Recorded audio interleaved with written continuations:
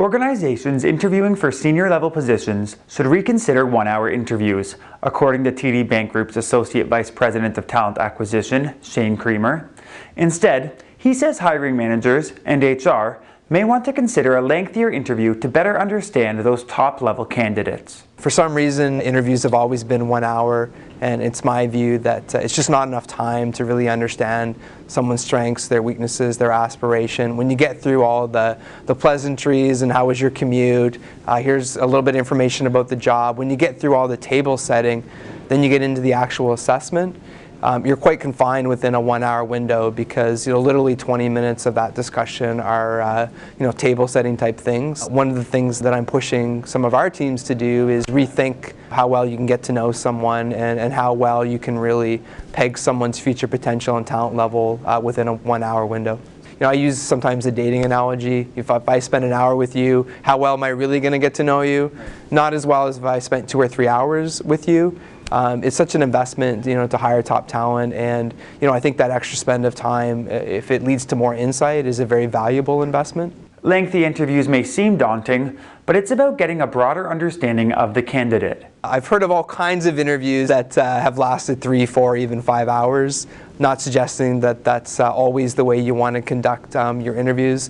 It's obviously critically important as well that you set expectations properly before any session. So if you are planning on doing an extended or longer interview, you do want to fully prepare your candidates for what to expect. The last thing you want to do is surprise them. So what are some of the benefits of a lengthier interview? Behavioral focused interviewing has been the trend in terms of how we actually assess talent. But what I've noticed is that candidates, they're certainly quite rehearsed in this space. They've been asked for behavioral type examples literally for the last 10 years. What you'll find is you get a lot of very canned material that they've very purposely prepared.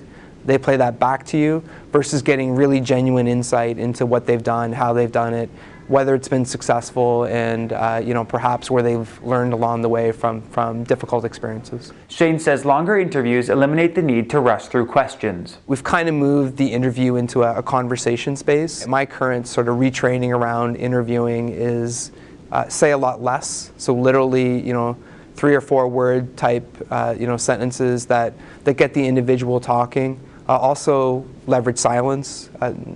Silence makes people naturally uncomfortable, and you'll be surprised what a candidate will tell you in a moment of silence. They'll typically launch into something that might give you really great insight into their capabilities, or something that maybe makes you think that they're not the right fit for your organization. If a candidate's going with something, absolutely let them go for as long as they want to talk, and do a whole lot of listening and some select note-taking to ensure that you get the gist of your view or assessment around what that individual is saying.